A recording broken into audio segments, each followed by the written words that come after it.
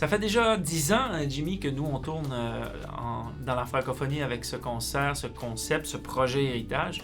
Et ça fait déjà plusieurs années qu'on est associé au CEL. Et on voulait travailler avec l'équipe du CEL parce que, vous savez, on a besoin, quand on veut s'associer, quand on veut faire un travail comme ça humanitaire, on veut avoir cette conviction qu'on travaille avec la bonne équipe. Il y en a beaucoup de gens qui font du bien, qui font des choses bien avec le côté humanitaire, mais ça prend cette conviction de dire oui, on sent qu'on doit collaborer avec ces gens, et donc c'est pour ça que nous, le CEL, on était en entière confiance et on sentait vraiment que l'œuvre qu'ils accomplissaient partout en francophonie, dans le monde entier, dans les pays en voie de développement, eh bien c'était une œuvre qui avait un sceau de Dieu.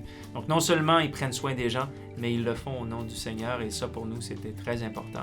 Dieu nous appelle à chercher son royaume, il nous demande non seulement de l'aimer, c'est notre premier commandement, mais aussi d'aimer notre prochain et d'étendre notre cœur, d'étendre nos vies et tout ce qu'on a, eh bien de pouvoir le faire profiter aux autres qui sont dans le besoin.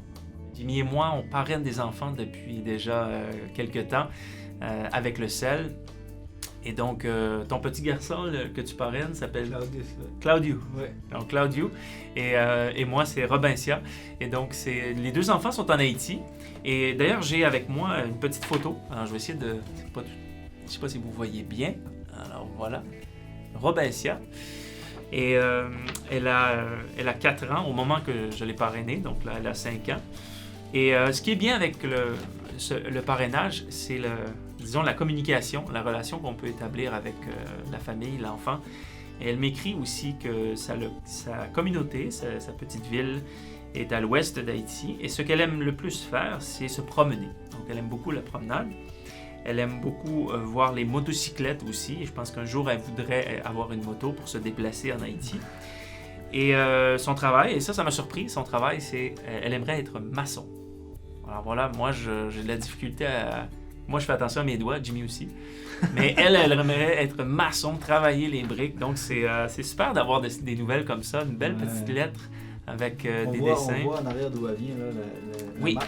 Oui, exactement. Donc elle m'a écrit cette lettre et en plus, elle m'a écrit un beau petit message personnel et je vois exactement de quelle région en Haïti.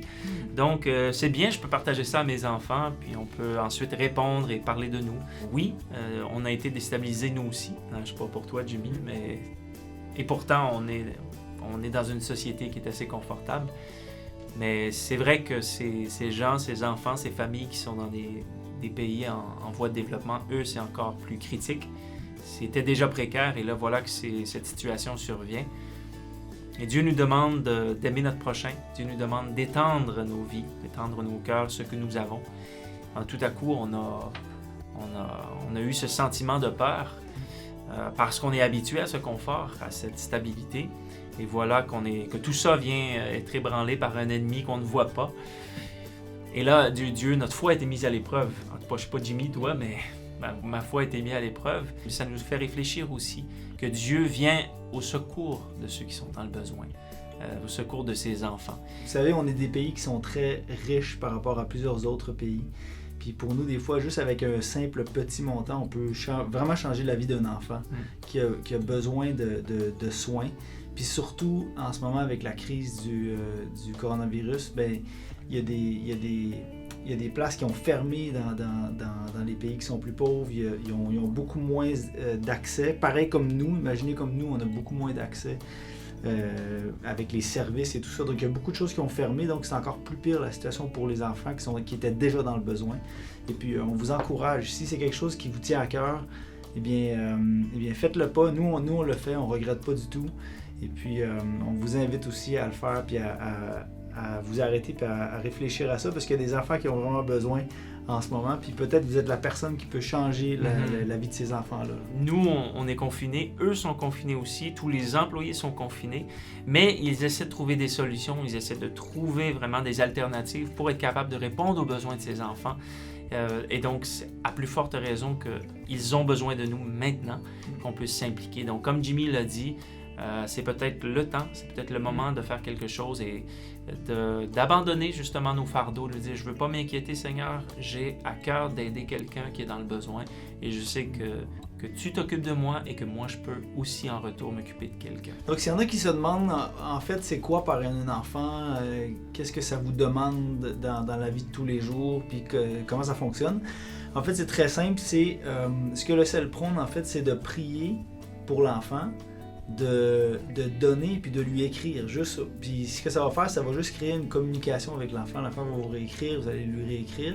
Puis juste de simples mots écrits avec votre cœur, peut, encore une fois, comme je disais plus tôt, peut changer la vie de cet enfant-là. Ça peut l'encourager, ça peut le propulser vers l'avant. Et puis lorsque vous parrainez un enfant, si vous décidez de parrainer un enfant, en fait, qu'est-ce que ça va faire aussi dans la vie de l'enfant? Ça va lui apporter un soutien scolaire, ça va lui apporter un enseignement chrétien, un soutien médical et alimentaire, des activités sociales et culturelles. Donc en fait, l'enfant il est vraiment pris en charge là, par le CEL. Donc vous pouvez être certain que en parrainant un enfant, en aidant un enfant, ça fait juste vraiment l'envelopper comme il faut, là, où est-ce que dans la situation où il se trouve en ce moment. Oui, puis ça va lui donner un encadrement. Donc, c'est ça que les enfants ont besoin de cet encadrement, de savoir que ces besoins basiques sont à disposition grâce à vous, grâce au parrainage. Donc, aujourd'hui, on vous offre la possibilité de parrainer. On vous offre cette possibilité de faire la différence, de soutenir. Je sais que vous allez recevoir encore plus que ce que vous allez donner.